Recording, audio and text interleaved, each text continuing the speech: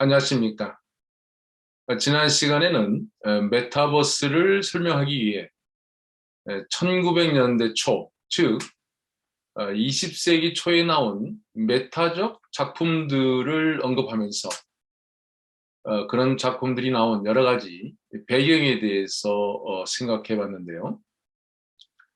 그 설명 중에 신과 인간, 창조자, 피조물, 그리고 작가와 등장인물이라는 표현들과 그들 간의 관계에 대해 언급한 바 있습니다. 이번 시간에는 이것들에 대해 보다 심도 있게 살펴보고자 하는데요. 우리는 메타버스를 단순히 기술적인 면에서 알고 있지만 그보다 더 중요한 것은 왜 메타버스가 나올 수밖에 없었는가를 알아보는 것이라고 생각하게 됩니다.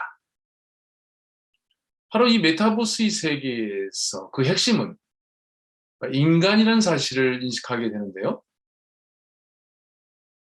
이 인간이라는 존재는 자신을 스스로 피조물로 인식했다는 사실을 주목할 필요가 있겠습니다.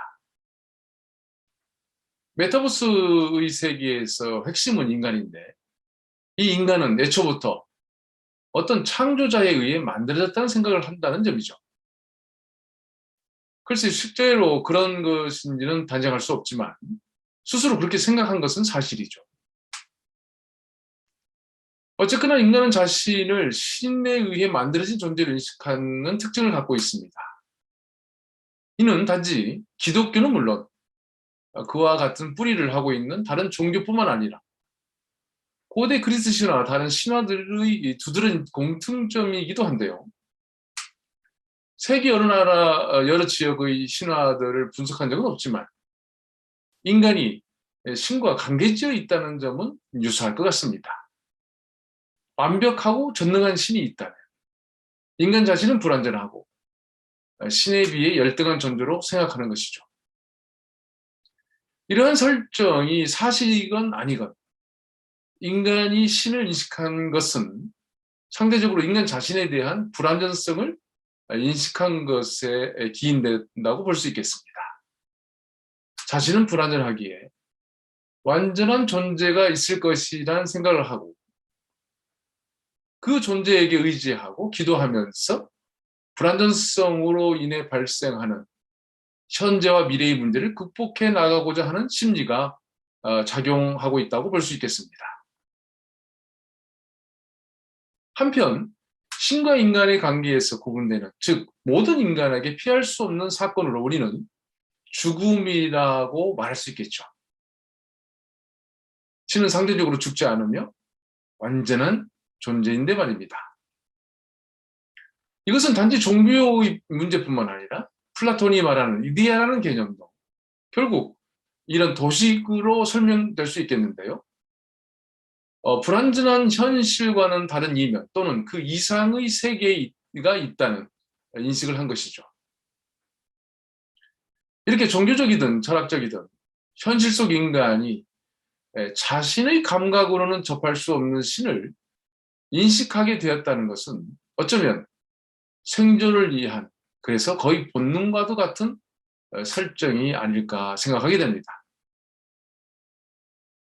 인간은 신과 이데아를 통해 늘 완전한 것, 영원한 것, 전능한 것을 찾아왔다는 점을 알게 되는 것이죠. 한편 이런 추구의 내면에는 스스로 그런 존재가 되기를 바라는 것이 아닐까 생각해 봅니다.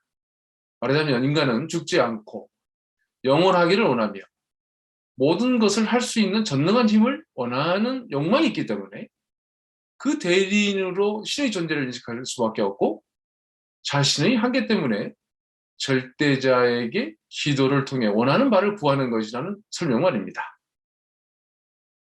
그런데 이렇게 신을 찾는 인간에게 또 하나의 아이러니가 있는데요. 바로 신의 피조물인 자신이 창조자의 역할을 꿈꾼다는 사실이죠.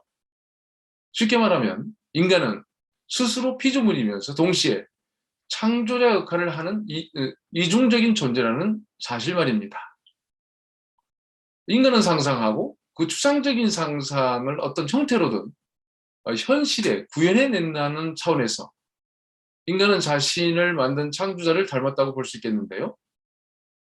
더욱 흥미로운 것은 인간을 만들었다는 창조자도 영원하지만 인간의 피조물 역시 영원하기를 원한다는 점입니다. 글쎄요, 그 중간에 낀 인간만이 불완전한 존재가 되겠는데요. 결론적으로는 인간의 창조자나 인간의 피조물이나 인간의 욕망이 반영된 것이 아닐까 생각하게 됩니다. 한편 이런 관계를 문학에 대입해보면 이해하기 쉬운데요. 한 사람이 작가로서 소설을 쓸 때 그 속에는 등장인물이 있겠고요. 둘 간의 관계를 보면 하나는 작가이면서 창조자이고 소설 속의 인물은 등장인물이면서 피조물인 것이죠. 과거에는 문학을 시학이라고 했는데요.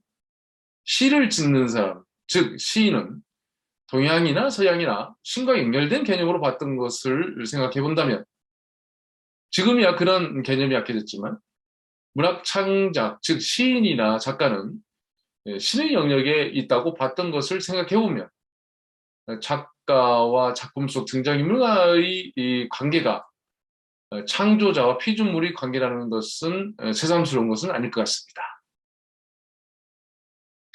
네, 이렇게 인간이 스스로를 피조물로 인식하는가 하면 동시에 스스로를 창조자의 입장에서 서 있는 것은 앞에서 언급했듯이 인간 스스로가 전능하고 완벽하며 영원하는 욕망에서 발현된 것이라고 볼 수 있겠는데요. 완벽하지 않기에, 전능하지 않기에, 영원하지 않기에 피조물이며 그것을 뛰어넘으려고 하기에 창조자가 되니 모순적이고 이중적으로 보이지만 이 두 역할은 하나의 뿌리에서 나왔다고 말할 수 있겠습니다. 이렇게 인간의 창조행위 또는 창작이 완벽해지기를 원한다는 차원에서 1923년 파리에서 초연되었던 스페인의 극작가 하신토 그라우의 작품 엘 세뇨르 데 피그말리온, 즉 피그말리온이라는 작품은 고대 그리스 신화로부터 내려오는 피그말리온의 이야기에서 착안된 연극으로 아주 흥미롭습니다. 잘 아시다시피 신화에 나오는 피그말리온은 여인을 조각하여 갈라테아라는 이름을 붙여주며 신의 도움으로 인간이 된 그녀와 결혼하여 아이를 낳게 되는데요.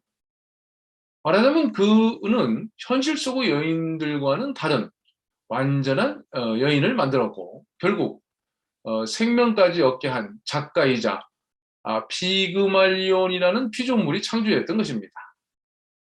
물론 이렇게 피조물로 태어나 창조자 역할을 하게 되는 인간은 스스로 모순에 빠지게 될 수밖에 없게 되는데요. 이때 자신이 하는 두 역할을 되새겨본다는 사실을 눈여겨볼 필요가 있겠습니다. 우리는 이것을 자의식이라거나 자기 반영이라고 말하고요. 영어로는 self consciousness와 self reflexivity, 스페인어로는 auto conciencia와 auto reflexividad이라고 합니다. 메타라는 용어를 앞에 붙인 신조어들은 바로 이런 자의식과 자기 반영을 기본으로 하고 있다는 점을 기억해야 되겠는데요.